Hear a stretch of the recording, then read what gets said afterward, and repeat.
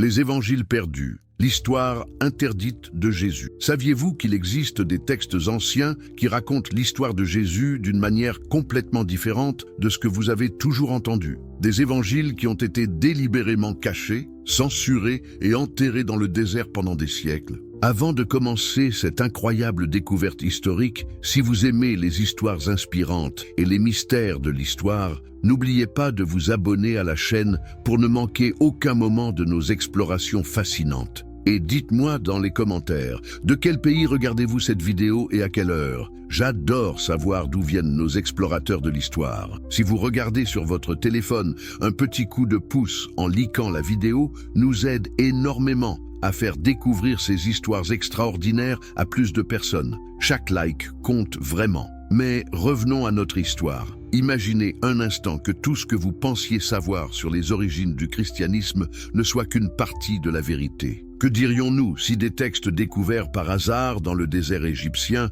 révélaient des enseignements secrets de Jésus, des paroles qui n'ont jamais été incluses dans la Bible que nous connaissons? Pendant presque 2000 ans, l'histoire de Jésus a été racontée à travers 4 évangiles principaux. Mais pourquoi seulement 4? Qu'est-il arrivé aux autres? Et surtout, que contenait-il pour être si dangereusement censuré? Aujourd'hui, nous allons plonger dans l'une des plus grandes découvertes archéologiques du XXe siècle, une découverte qui a bouleversé notre compréhension du christianisme primitif et révélé des secrets que certains préféraient garder enterrés à jamais. Les manuscrits oubliés du temps. Avez-vous déjà imaginé ce que cela ferait de découvrir un trésor qui pourrait changer l'histoire du monde? C'est exactement ce qui s'est passé un jour de décembre 1945, près du village de Nag Hammadi, en Haute-Égypte. Mohamed Ali Es-Saman, un simple paysan égyptien, cherchait de l'engrais naturel pour ses cultures. Le sabak, un sol riche formé par la décomposition de matières organiques anciennes, était très prisé par les agriculteurs locaux. Mais ce jour-là, en creusant au pied de la falaise de Jabal al-Tarif, sa pioche heurta quelque chose de dur. Qu'auriez-vous fait à sa place? Continuer à creuser ou abandonner? Mohamed Ali choisit de continuer, et ce qu'il découvrit changea à jamais notre compréhension du christianisme primitif. Devant lui apparut une grande jarre de poterie rouge, scellée et enterrée depuis des siècles. Mais Mohamed Ali hésita. Dans la culture populaire égyptienne, de telles jarres pouvaient contenir des djinns, des esprits maléfiques. Devait-il l'ouvrir? La peur de libérer un esprit malin luttait contre l'espoir de découvrir un trésor d'or. Finalement, la curiosité l'emporta. D'un coup de pioche, il brisa la jarre, mais au lieu de l'or espéré, il trouva 13 livres de cuir reliés, couverts de signes étranges qu'il ne pouvait pas lire. Déçu, il les ramena chez lui et les jeta près du four où sa mère cuisinait. Pouvez-vous imaginer?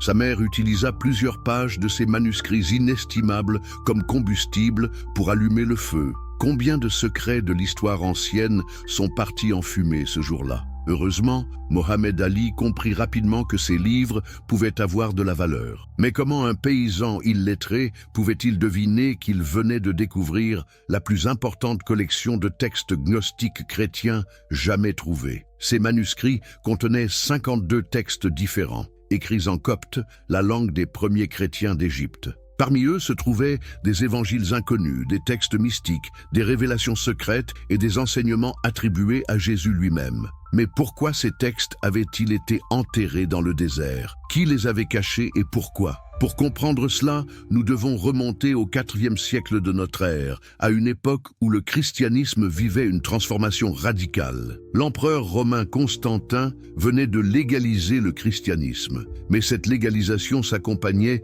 d'une uniformisation forcée de la doctrine. En 367 après J.P.C., Athanase d'Alexandrie, l'un des évêques les plus influents de l'époque, publia sa fameuse lettre festale. Dans cette lettre, il établissait officiellement la liste des 27 livres qui devaient constituer le Nouveau Testament. Tous les autres textes étaient déclarés hérétiques et devaient être détruits. Imaginez la panique dans les communautés chrétiennes qui possédaient ces autres livres. Que faire quand les textes que vous considériez comme sacrés sont soudainement déclarés dangereux pour la foi? Certains choisirent de les détruire, obéissant aux ordres de l'Église officielle. Mais d'autres probablement des moines du monastère voisin de Saint-Pacôme, prirent une décision courageuse. Plutôt que de voir ces textes anciens disparaître à jamais, ils choisirent de les cacher, espérant peut-être qu'un jour, les générations futures pourraient les redécouvrir. Ils emballèrent soigneusement les manuscrits dans du cuir, les placèrent dans des jarres de poterie et les enterrèrent dans le désert, non loin de leur monastère. Ils ne pouvaient pas imaginer que leur geste sauverait ces textes pour l'éternité. Mais Nag Hammadi n'était pas la seule découverte de ce type. Savez-vous qu'en Égypte, les archéologues ont découvert d'autres fragments d'évangiles perdus? À Oxyrhynch, une ancienne ville égyptienne, des archéologues britanniques ont découvert au début du XXe siècle des milliers de fragments de papyrus. Parmi eux se trouvaient des morceaux d'évangiles inconnus, notamment des fragments de l'évangile de Thomas, des siècles avant que le texte complet ne soit trouvé à Nag Hammadi. En 1886, à Akhmim, en Haute-Égypte, des archéologues français découvrent un autre trésor, un manuscrit contenant l'évangile de Pierre, un texte qui raconte la crucifixion et la résurrection de Jésus d'un point de vue complètement différent de celui des évangiles canoniques. Ces découvertes soulèvent une question troublante. Combien d'autres textes ont été perdus à jamais? Combien de voix du christianisme primitif ont été réduites au silence? Les historiens estiment aujourd'hui qu'il existait probablement plus de 50 évangiles différents dans les premiers siècles du christianisme. Où sont-ils tous passés? Pourquoi seulement 4 ont-ils survécu dans la tradition officielle? La réponse à cette question nous mène au cœur de l'une des plus grandes transformations de l'histoire religieuse, la formation du canon biblique. Au IIe siècle, après J.C., le christianisme était loin d'être une religion unifiée. Il existait des dizaines de communautés chrétiennes différentes, chacune avec ses propres textes, ses propres traditions et sa propre compréhension de Jésus. Certains chrétiens croyaient que Jésus était pleinement divin mais pas vraiment humain.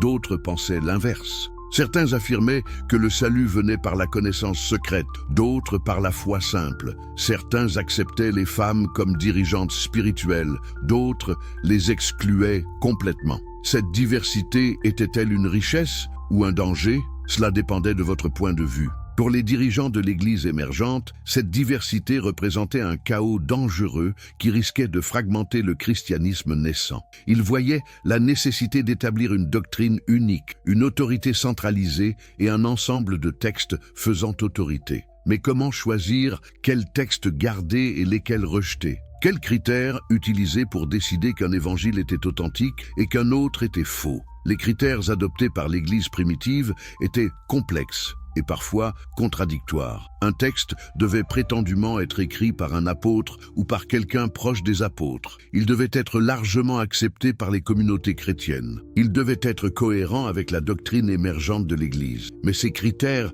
étaient-ils vraiment objectifs ou servaient-ils plutôt à légitimer une vision particulière du christianisme au détriment des autres? Prenons l'exemple de l'évangile de Thomas. Ce texte prétend contenir les paroles secrètes de Jésus rapportées par Thomas, l'un des 12 apôtres. Si l'on applique les critères officiels, il devrait être accepté. Il est attribué à un apôtre. Il était largement connu dans l'Antiquité et il contient des enseignements qui se rapprochent souvent de ceux des évangiles canoniques. Alors, pourquoi a-t-il été rejeté? La réponse est simple, il présentait une vision de Jésus qui ne correspondait pas à la doctrine que l'Église voulait promouvoir. Le processus de sélection des textes bibliques n'était donc pas seulement une question d'authenticité historique, mais aussi de pouvoir politique et d'orthodoxie doctrinale. Les textes qui soutenaient l'autorité de l'Église hiérarchique étaient acceptés, ceux qui la remettaient en question étaient rejetés. Cette sélection s'est faite progressivement, sur plusieurs siècles. Mais elle s'est accélérée dramatiquement après la conversion de l'empereur Constantin au christianisme en 312 après J.C. Soudain, le christianisme passait de religion persécutée à religion d'État. Cette transformation apportait des avantages énormes, fin des persécutions, soutien impérial, expansion rapide, mais elle exigeait aussi une uniformité doctrinale qui n'avait jamais existé auparavant. Le concile de Nicée en 325, après J.C., marqua un tournant décisif. Réuni par l'empereur Constantin lui-même, ce concile avait pour objectif de résoudre les disputes doctrinales qui divisaient l'Église. Mais en réalité, il imposa une vision particulière du christianisme comme étant la seule orthodoxe. Que se passait-il pour ceux qui n'acceptaient pas cette vision officielle? Ils devenaient automatiquement des hérétiques, passibles de persécution et d'exil, et leurs livres, ils devaient être détruits. C'est ainsi que commença l'une des plus grandes campagnes de destruction de livres de l'histoire. Partout dans l'Empire romain,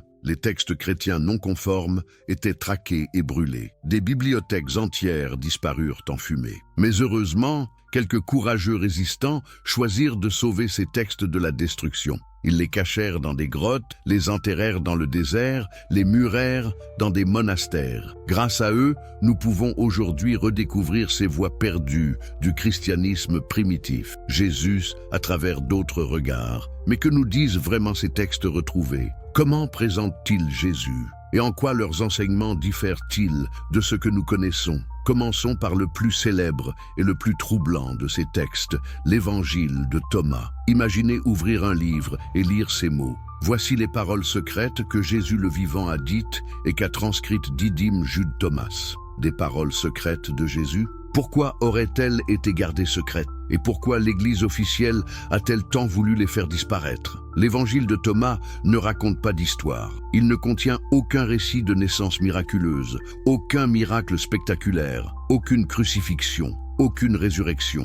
Il s'agit simplement d'une collection de 114 paroles attribuées à Jésus, certaines familières, d'autres complètement inconnues. Mais c'est précisément cette simplicité qui le rend si révolutionnaire, car ces paroles présentent un Jésus très différent de celui des évangiles officiels. Prenons la première parole. Celui qui trouvera l'interprétation de ces paroles ne goûtera pas la mort. Que signifie cette phrase mystérieuse? Jésus promet-il l'immortalité à ceux qui comprennent ses enseignements secrets? Ou encore cette parole troublante: si vous ne jeûnez pas au monde, vous ne trouverez pas le royaume. Si vous ne faites pas du sabbat un sabbat, vous ne verrez pas le Père. Ici, Jésus semble enseigner que le salut vient par la connaissance et la compréhension spirituelle, non par la foi simple. Mais c'est peut-être la parole 77 qui est la plus révolutionnaire. Jésus a dit « C'est moi qui suis la lumière qui est au-dessus de toute chose. C'est moi qui suis le tout. Le tout est sorti de moi et le tout est revenu jusqu'à moi. Fendez du bois, je suis là. Soulevez la pierre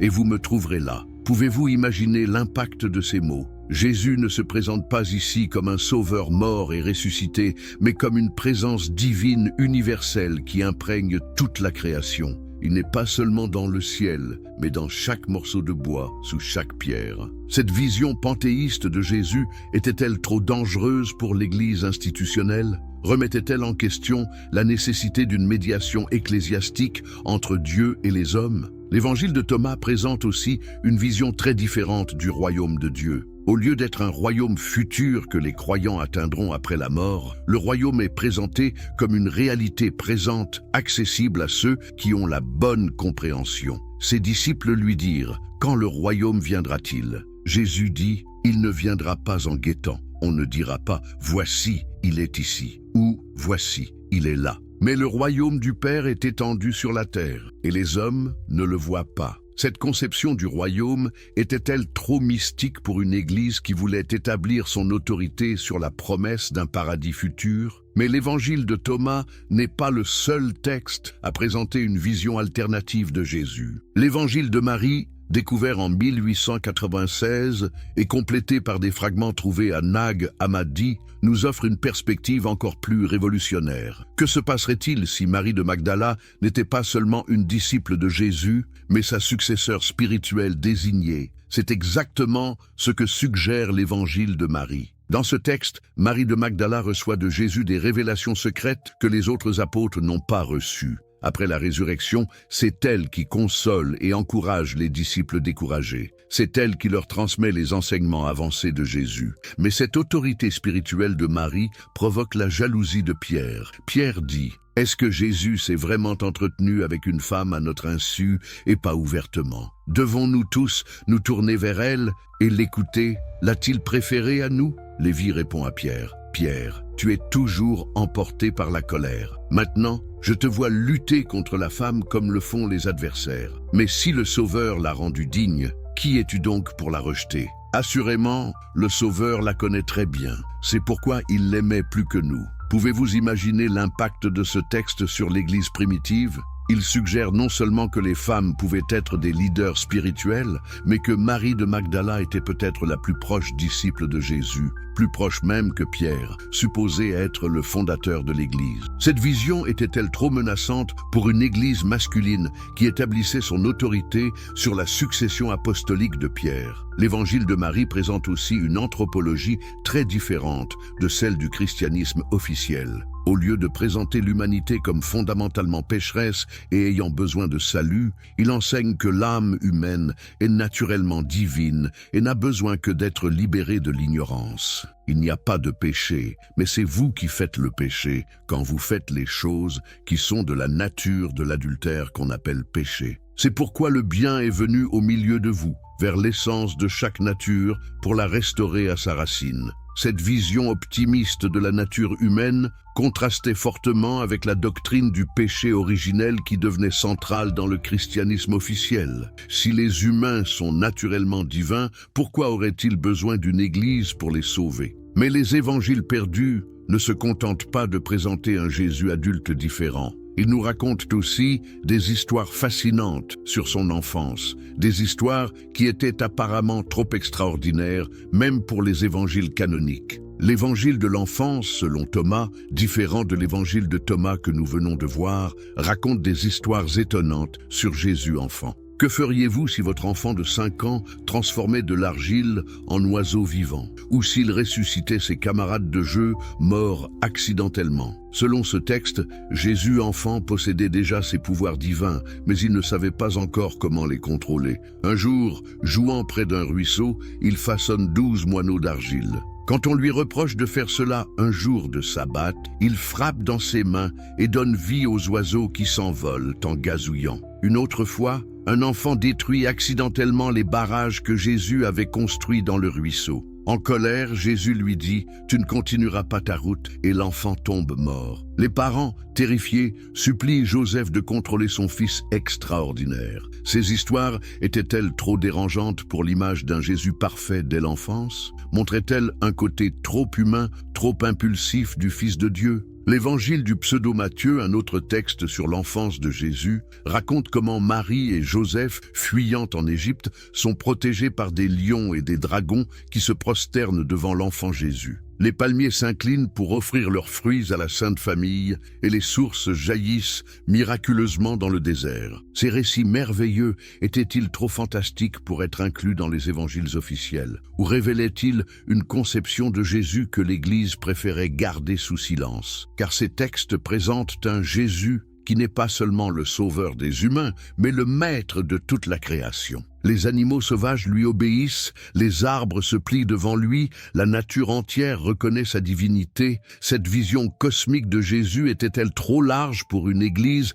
qui voulait se concentrer sur le salut individuel des âmes? Mais peut-être le plus troublant de tous ces textes est l'évangile de Judas, découvert dans les années 1970, mais révélé au public seulement en 2006. Que se passerait-il si Judas n'était pas le traître que nous pensons, mais le disciple le plus fidèle de Jésus? Selon l'évangile de Judas, Jésus révèle à Judas seul la véritable nature de sa mission. La crucifixion n'est pas un sacrifice pour les péchés du monde, mais une libération nécessaire de l'esprit divin emprisonné dans un corps matériel. Et Judas n'est pas un traître, mais l'instrument choisi par Jésus lui-même pour accomplir cette libération. Tu les dépasseras tous, car tu sacrifieras l'homme qui me porte, dit Jésus à Judas dans ce texte révolutionnaire. Cette vision de la crucifixion comme libération plutôt que comme sacrifice était-elle trop gnostique pour l'Église orthodoxe? Remettait-elle en question toute la théologie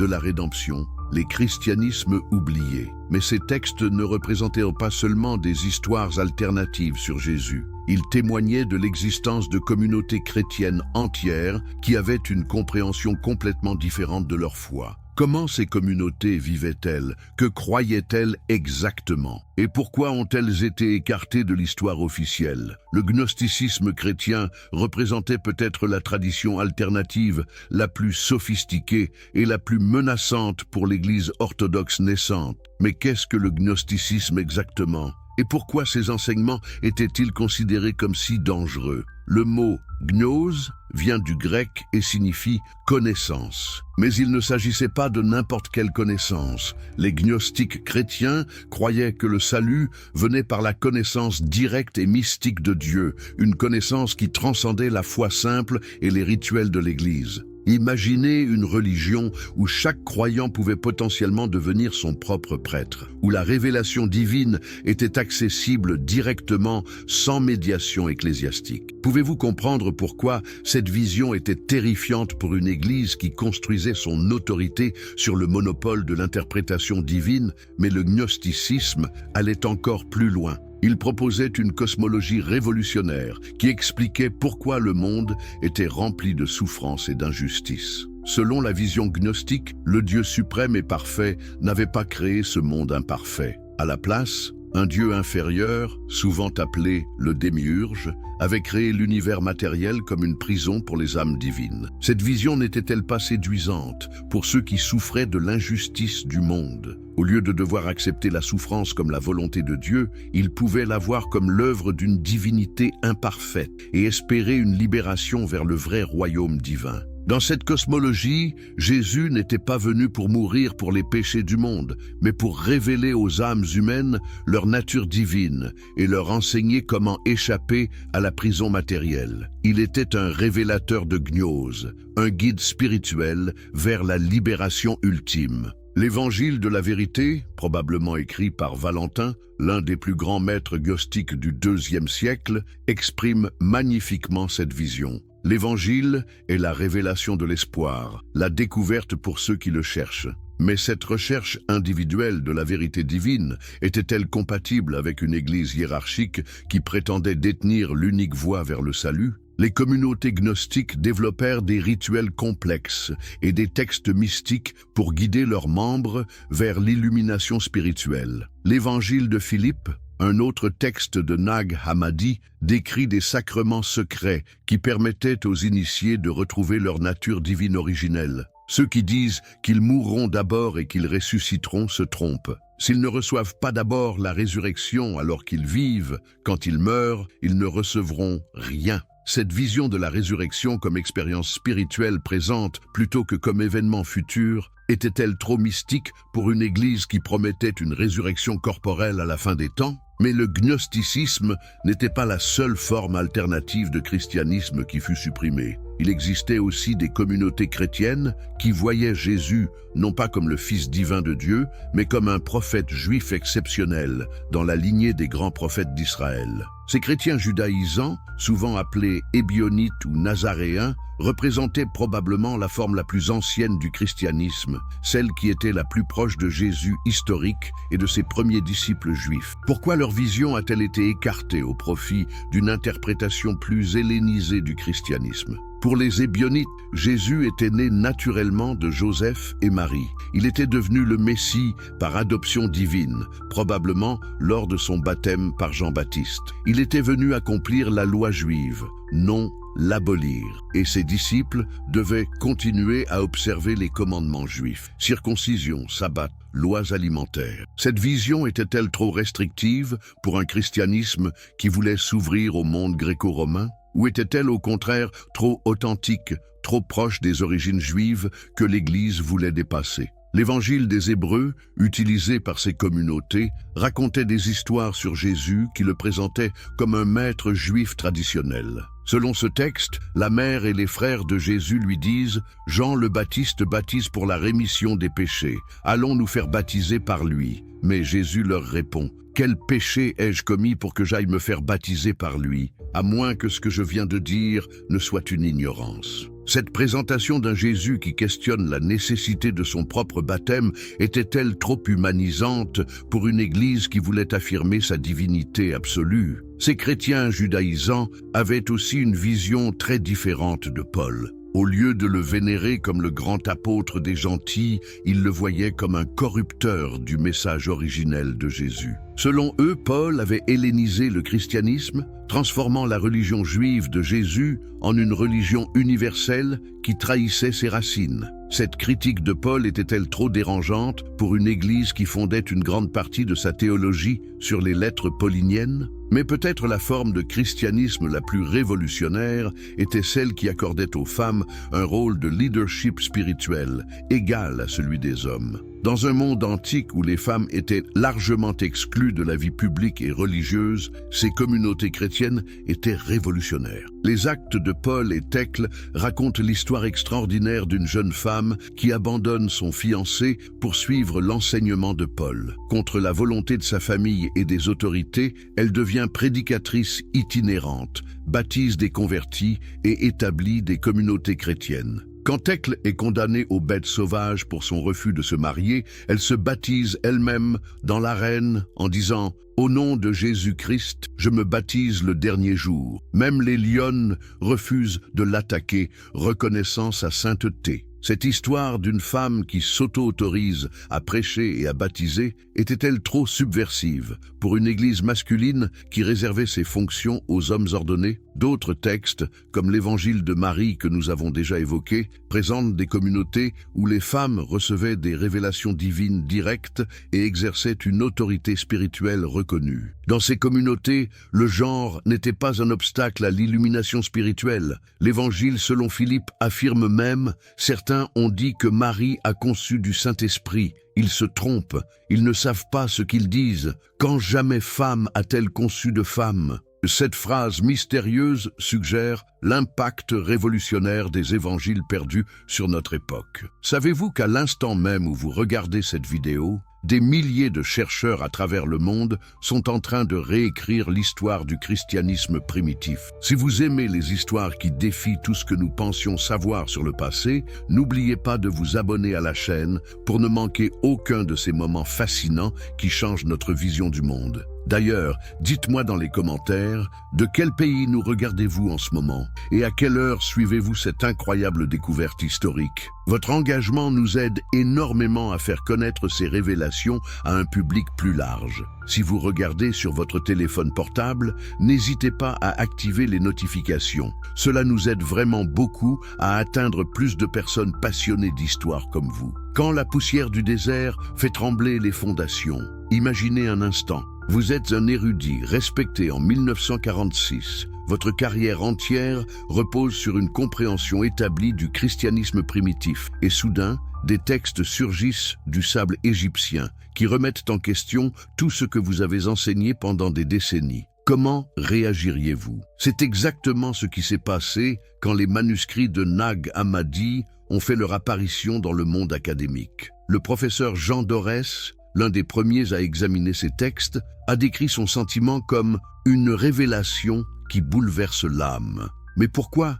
une telle réaction? Parce que ces documents ne contenaient pas seulement des variantes mineures des textes connus. Ils présentaient un christianisme totalement différent, avec des enseignements qui contredisaient frontalement la doctrine établie depuis des siècles. L'impact initial fut si perturbant que plusieurs institutions religieuses tentèrent de limiter l'accès à ces manuscrits. N'est-ce pas révélateur qu'en plein XXe siècle, à l'ère de la liberté académique, certains textes anciens soient encore considérés comme dangereux? Cette résistance ne fit qu'attiser la curiosité des chercheurs indépendants qui commencèrent à étudier ces documents avec une passion dévorante. La révolution silencieuse des universités. Que se passe-t-il quand des professeurs de théologie découvrent que leurs manuels sont incomplets? À partir des années 1950, une véritable révolution silencieuse commença dans les universités du monde entier. Les facultés de théologie, qui enseignaient depuis des siècles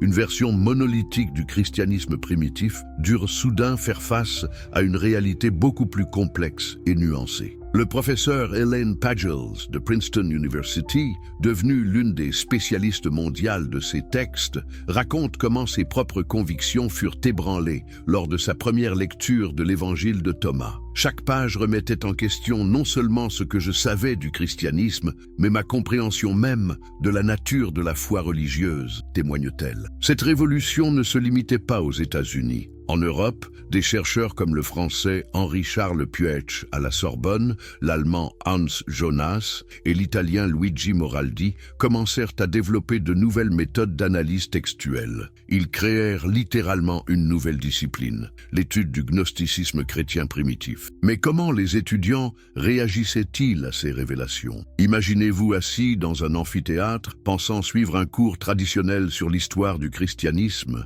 et découvrant soudain que Jésus aurait pu dire « Celui qui boira de ma bouche deviendra comme moi, et moi, je deviendrai lui ». Une phrase qui ne figure dans aucun évangile canonique, mais qui se trouve dans l'évangile de Thomas. Les séminaires furent particulièrement touchés par cette révolution. Des futurs prêtres et pasteurs se trouvaient confrontés à des textes qui présentaient un Jésus totalement différent de celui qu'ils avaient appris à vénérer. Certains abandonnèrent leurs études religieuses, troublés par ces découvertes. D'autres, au contraire, y trouvèrent une foi renouvelée, enrichie par cette diversité nouvellement révélée. L'onde de choc dans le monde académique international. Pourquoi fallait-il attendre les années 1970 pour que ces textes soient largement étudiés alors qu'ils avaient été découverts dans les années 1940? La réponse révèle les tensions profondes entre tradition et innovation dans le monde académique religieux. L'université de Harvard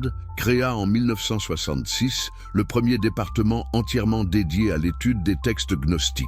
Le professeur Helmut Köster y développa des théories révolutionnaires sur la formation du canon chrétien, démontrant que les textes exclus n'étaient pas nécessairement moins authentiques que ceux qui furent conservés. En France, l'école pratique des hautes études devint un centre mondial de recherche sur ces manuscrits. Michel Tardieu, successeur de Puech, établit des parallèles fascinants entre les textes gnostiques et les philosophies orientales, suggérant des influences beaucoup plus larges sur le christianisme primitif que ce qui était précédemment admis. L'impact fut également considérable dans les pays nordiques. L'université de Helsinki lança un projet ambitieux de traduction complète de tous les textes de Nag Hammadi en finnois, révélant des nuances linguistiques qui avaient échappé aux traductions en langue latine. Mais comment ces découvertes académiques ont-elles filtré vers le grand public ? C'est là que l'histoire devient vraiment fascinante. Quand l'université rencontre la rue, avez-vous déjà remarqué comment certaines découvertes académiques restent confinées dans les tours d'ivoire, tandis que d'autres captivent l'imagination populaire? Les évangiles perdus appartiennent résolument à la seconde catégorie, mais pas immédiatement. Dans les années 1960 et 1970, alors que le monde occidental vivait une révolution culturelle, ces textes anciens trouvèrent un écho inattendu chez les jeunes en quête de spiritualité alternative. Les mouvements hippies s'emparèrent de certains passages gnostiques, y trouvant une justification à leur rejet des institutions religieuses traditionnelles. L'évangile de Thomas, avec ses 10 énigmatiques sur la connaissance de soi, résonna particulièrement avec l'esprit de l'époque. Si vous ne connaissez pas celui qui est en vous, alors vous vivez dans la pauvreté, et vous êtes cette pauvreté. Cette phrase devint presque un slogan pour une génération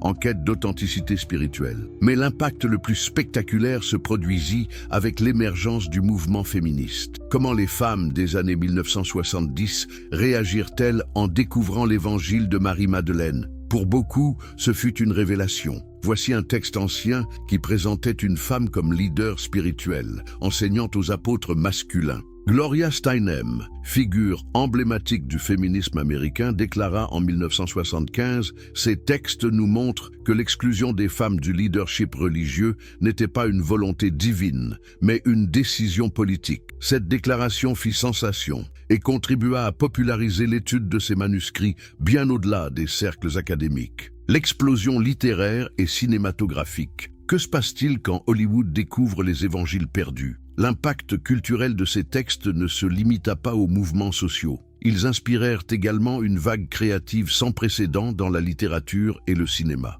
Dès 1965, le romancier grec Nikos Kazantzakis publia La dernière tentation du Christ, s'inspirant largement des traditions gnostiques pour présenter un Jésus plus humain, en proie au doute. Le livre provoqua un scandale international, mais établit un précédent. Les évangiles perdus pouvaient servir de base à des œuvres de fiction grand public. L'adaptation cinématographique de Martin Scorsese en 1988 déclencha des manifestations dans le monde entier. N'est-il pas ironique que des textes vieux de près de 2 millénaires puissent encore provoquer de telles passions? Cela témoigne de leur pouvoir persistant à remettre en question nos certitudes. Mais c'est avec Dan Brown et Da Vinci Code en 2003 que l'impact populaire atteignit son apogée. Bien que le roman mélange fiction et réalité historique de manière parfois contestable, il eut un effet extraordinaire. Des millions de lecteurs découvrirent l'existence de ces textes alternatifs. Les ventes d'ouvrages académiques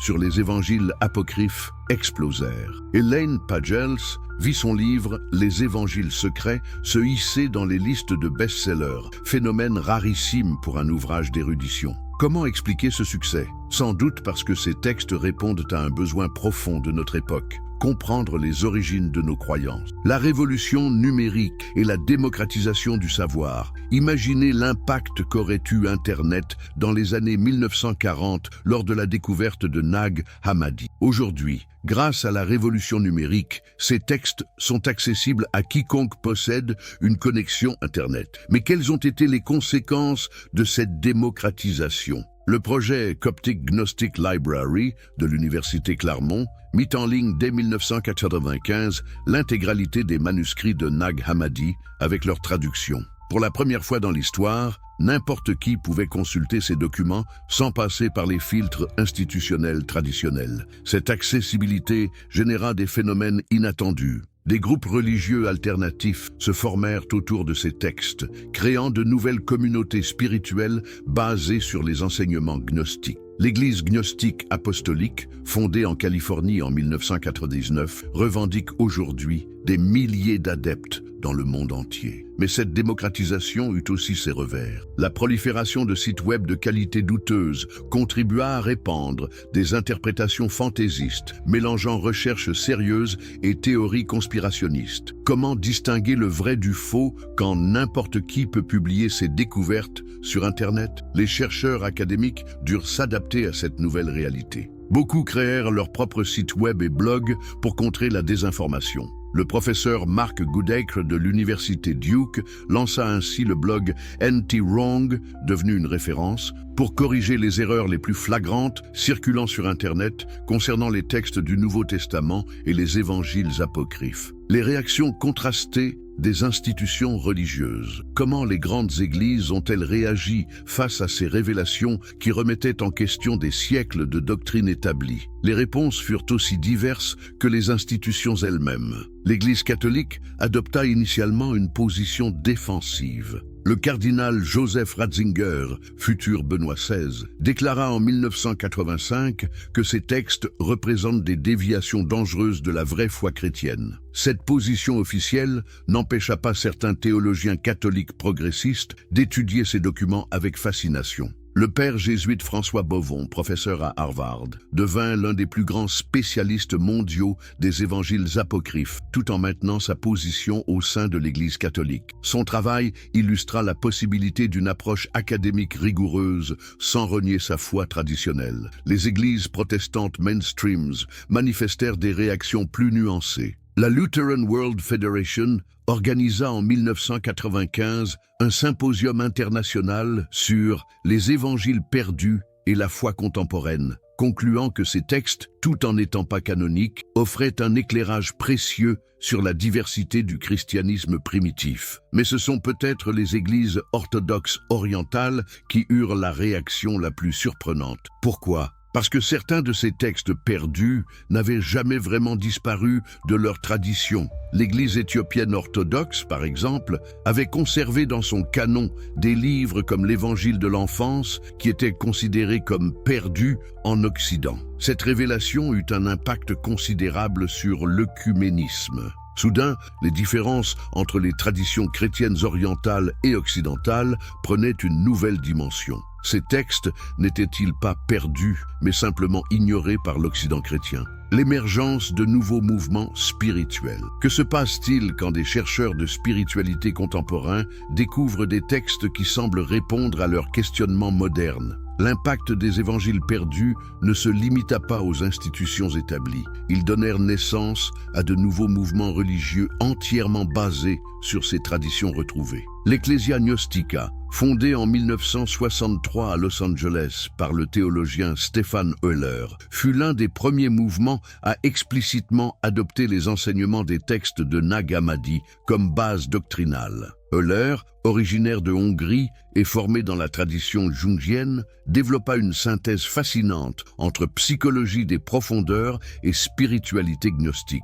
Cette église attira rapidement des intellectuels, des artistes et des chercheurs spirituels insatisfaits par les réponses des religions traditionnelles. Parmi ses membres célèbres, on compte l'écrivain Philip K. Dick, dont les romans de science-fiction s'inspirèrent largement de la cosmologie gnostique. En France, l'influence de ces textes se manifesta différemment. Le philosophe Simone Weil, bien que morte avant les découvertes de Nag Hammadi, avait intuitivement développé des idées proches du gnosticisme chrétien. Quand ses œuvres furent relues à la lumière des nouveaux manuscrits, elles prirent une résonance particulière. Le mouvement du christianisme ésotérique français, animé par des figures comme Jean-Yves Leloup, intégra largement les enseignements des évangiles apocryphes. Leloup, moine orthodoxe et traducteur de plusieurs textes gnostiques, développa une approche méditative basée sur l'évangile de Marie-Madeleine qui attira des milliers de pratiquants. L'impact sur la recherche historique moderne. Comment ces découvertes ont-elles transformé notre compréhension de l'histoire du christianisme primitif? L'impact méthodologique fut aussi révolutionnaire que le contenu des textes eux-mêmes.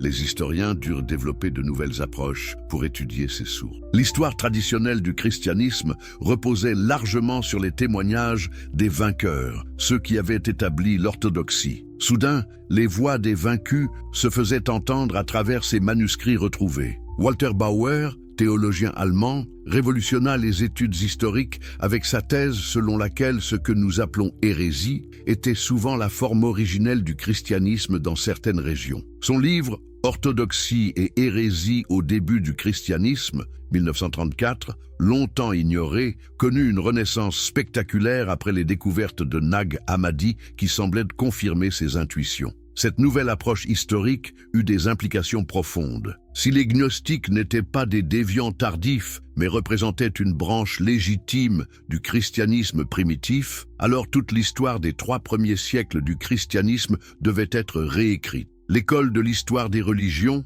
basée à l'Université de Chicago, devint un centre mondial de cette révision historique. Des chercheurs comme Jonathan Sid Smith développèrent des méthodes comparatives qui situaient le christianisme dans le contexte plus large des religions à mystère de l'Antiquité. Ces nouvelles méthodes révélèrent des parallèles troublants entre les textes gnostiques chrétiens et d'autres traditions spirituelles de l'époque. Hermétisme égyptien, philosophie néo-platonicienne, religions à mystère. Le christianisme apparaissait soudain non plus comme une révélation unique tombée du ciel, mais comme un phénomène religieux complexe, influencé par son environnement culturel. La transformation des études bibliques. Quel impact ces découvertes ont-elles eu sur l'étude de la Bible elle-même? Paradoxalement, les évangiles perdus ont renouvelé l'intérêt pour les textes canoniques en les plaçant dans une perspective comparative inédite. La critique textuelle, discipline qui étudie la transmission des textes anciens, connut une révolution. Les variantes textuelles, qui semblaient mineures dans les manuscrits du Nouveau Testament, prirent soudain une importance nouvelle quand on les comparait aux versions alternatives préservées dans les textes apocryphes. Bart Ehrman, de l'Université de Caroline du Nord, devint une figure emblématique de cette nouvelle approche critique. Ces ouvrages, qui comparent systématiquement les versions canoniques et apocryphes des mêmes traditions, atteignirent un public bien au-delà du monde académique. N'est-ce pas révélateur qu'un professeur d'études bibliques puisse devenir un auteur de best-sellers? Cette approche comparative révéla la fluidité des traditions évangéliques dans les premiers siècles. Les frontières entre canonique et apocryphes apparurent comme des constructions historiques tardives plutôt que comme des distinctions théologiques fondamentales. L'impact fut particulièrement fort sur l'étude des évangiles synoptiques, Matthieu, Marc et Luc. L'hypothèse de la source Q un document hypothétique contenant les paroles de Jésus, prit une nouvelle crédibilité quand on découvrit que l'évangile de Thomas présentait exactement ce type de collection, de logia sans récit narratif. L'influence sur la théologie contemporaine. Comment les théologiens modernes ont-ils intégré ces découvertes dans leurs réflexions? L'impact varia considérablement selon les traditions religieuses et les orientations théologiques. La théologie de la libération, développée en Amérique latine dans les années 1960-70, trouva dans certains textes gnostiques des échos à ses préoccupations sociales. L'évangile de Thomas, avec ses béatitudes alternatives, « Heureux les pauvres, car le royaume des cieux leur appartient », fut particulièrement étudié par des théologiens comme Gustavo Gutiérrez. En Europe, la théologie protestante libérale intégra largement ces découvertes. Rudolf Bultmann, figure majeure de l'herméneutique biblique, révisa ses positions sur le gnosticisme après les découvertes de Nag Hammadi, reconnaissant que ses théories sur l'influence gnostique sur le Nouveau Testament étaient largement confirmées. La théologie féministe trouva dans ces textes des arguments puissants pour remettre en question les structures patriarcales traditionnelles. Rosemary Radford Rutter, théologienne catholique progressiste, développa une christologie féministe largement inspirée de l'évangile de Marie-Madeleine et d'autres textes présentant des figures féminines de leadership spirituel. Mais c'est peut-être dans le domaine de la théologie mystique que l'impact fut le plus profond. Les textes gnostiques, avec leur insistance sur l'expérience directe du divin et la connaissance intérieure, résonnèrent avec les traditions mystiques de toutes les confessions chrétiennes. L'émergence d'une nouvelle spiritualité postmoderne. Pourquoi ces textes anciens trouvent-ils un écho particulier dans notre époque postmoderne? L'impact des évangiles perdus dépasse largement le cadre chrétien pour toucher une spiritualité contemporaine en quête d'authenticité et de diversité. La déconstruction postmoderne des grands récits trouve dans ces textes un exemple parfait de la manière dont l'histoire officielle peut masquer une réalité beaucoup plus complexe et plurielle. Les évangiles perdus deviennent ainsi des symboles de la résistance contre l'uniformisation culturelle. Cette résonance se manifeste particulièrement dans les mouvements du Nouvel Âge et de la spiritualité alternative. Des auteurs comme Deepak Chopra intègrent les enseignements gnostiques dans leur synthèse spirituelle contemporaine, les présentant comme des précurseurs de la conscience contemporaine. L'impact psychologique est également considérable. Carl Gustav Jung avait intuitivement développé des concepts proches du gnosticisme, comme l'individuation et l'intégration des opposés. Quand les textes de Nag Hammadi furent découverts, la psychologie jungienne y trouva une confirmation historique de ses intuitions. Cette convergence entre psychologie des profondeurs et spiritualité gnostique donna naissance à de nouveaux mouvements thérapeutiques. La thérapie gnostique, développée par des praticiens comme June Singer, utilise les symboles et les enseignements des évangiles perdus comme outils de transformation personnelle. L'impact sur le dialogue interreligieux. Comment ces découvertes ont-elles modifié les relations entre le christianisme et les autres religions? L'un des impacts les plus inattendus des évangiles perdus fut leur contribution au dialogue interreligieux. Les parallèles découverts entre les textes gnostiques chrétiens et certaines traditions orientales ouvrirent de nouvelles perspectives de dialogue. L'insistance gnostique sur la connaissance directe, gnosis, résonne avec les concepts de jnana dans l'hindouisme et de marifa dans le soufisme islamique. Des chercheurs comme Raymond Panikkar développèrent une théologie comparée qui utilise ces convergences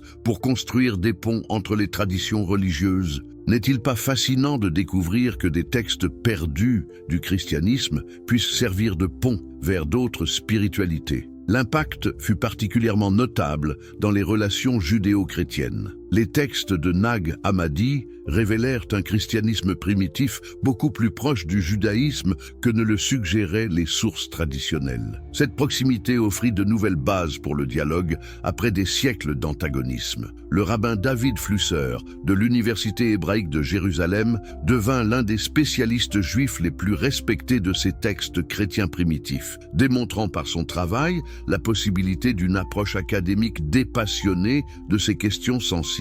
La révolution numérique et les nouvelles générations. Quel est l'impact de ces découvertes sur les générations nées à l'ère d'Internet? Les nouvelles technologies ont profondément modifié la manière dont ces textes anciens sont perçus et étudiés par les jeunes générations. Les podcasts consacrés aux évangiles apocryphes connaissent un succès considérable. The History of Early Christianity de Ryan Reeves attire des millions d'auditeurs, principalement jeunes, passionnés par ces récits alternatifs des origines chrétiennes. Les réseaux sociaux ont également transformé la diffusion de ces connaissances. Des comptes Instagram comme Agnostic Christianity rassemblent des centaines de milliers d'abonnés autour de citations et d'images tirées des évangiles perdus. Cette popularisation massive aurait-elle été possible sans les outils numériques? L'impact sur l'éducation religieuse des jeunes est considérable. De nombreux adolescents découvrent l'existence de ces textes avant même d'avoir une connaissance approfondie des évangiles canoniques. Cette inversion chronologique modifie profondément leur perception du christianisme. L'influence sur l'art et la création contemporaine. Comment les artistes contemporains s'inspirent-ils de ces textes retrouvés? L'impact créatif des évangiles perdus continue de se manifester dans tous les domaines artistiques. Le compositeur John Tavener s'inspira largement de l'évangile de Thomas pour ses œuvres sacrées tardives, créant une musique qui tente de traduire la spiritualité gnostique en langage sonore contemporain. Ces Gnostic Hymns font résonner ces paroles millénaires dans nos oreilles modernes. En art visuel, des artistes comme Anselm Kiefer intègrent l'iconographie gnostique dans leurs œuvres monumentales. Ces toiles évoquent les cosmologies complexes des textes de Nag Hammadi, créant un dialogue fascinant entre spiritualité antique et esthétique contemporaine. La littérature contemporaine continue d'explorer les thèmes